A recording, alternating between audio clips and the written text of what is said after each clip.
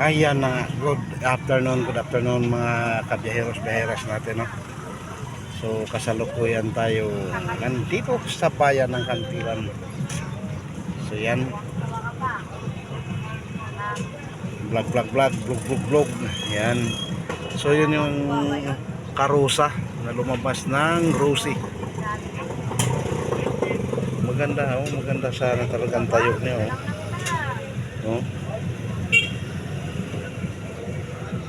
Yan, yung karusa na lumabas.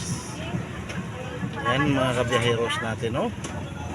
Patuloy lang tayo sa ating mga, kung ano man yung ating mga ginagawa sa buhay. Yan. Okay. Yun yung paradahan dyan. Ay matagal na kung hindi dyan, nakapila. Talagang service na lang namin mag-anak ang tricycle natin. So hindi na ako namasada talaga.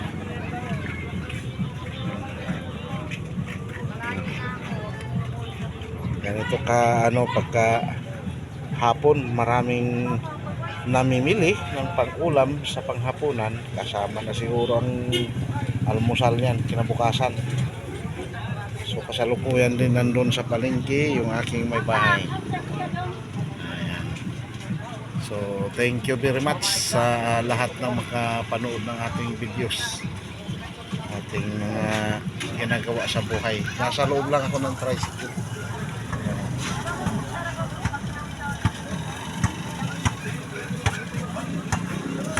Yan ang pagmumukha ng pobreng tricycle vlogger.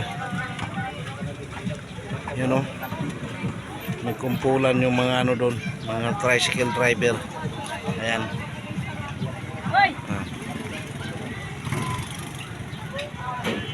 Kumpulan yan.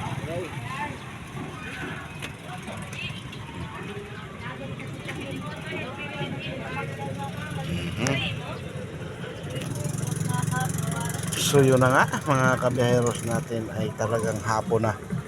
Another day, another vlog, another episode sa buhay. So pa 2 weeks na namin ngayon, simula nang makabalik kami galing ng yung travel ng Mindanao to Luzon, tapos Luzon to Mindanao. Pa 2 weeks na namin ngayon. So nandun yung aking magnanay at saka si Tatay Lando. Bumili sila ng pangulam. So yun na nga. So ayaw ko kung ano yung nabili nila. Ayun. Nakita ko yung tatlo, palakad-lakad doon.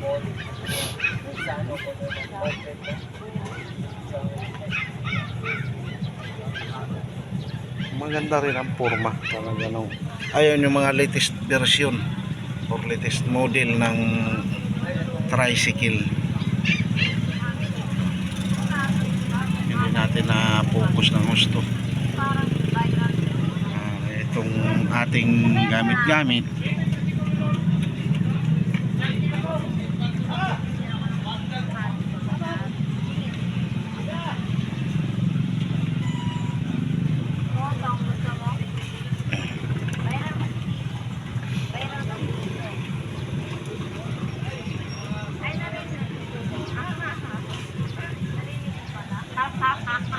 yan.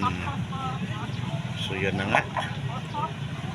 So thank you sa mga nag-like, nag-share, nag-subscribe ng ating maliit na programa. So yun. So madami. Hindi ko lang alam kung alin ang marami, ang bumibili or yung hindi bumibili. Nandun yung tropa natin, oh. Shout out sa katropa natin yan, oh. Shout out yan. Shout out. Oh. Nahuli natin ang yung ating katropa. Yan yung aking magnanay, oh. Okay. Maraming salamat. Thank you very much. Alfred Uhaw TV Vlogs. Ang pobreng tricycle vlogger. Kami ay pauwi na ng bahay. Bye-bye. God bless and to God be the glory.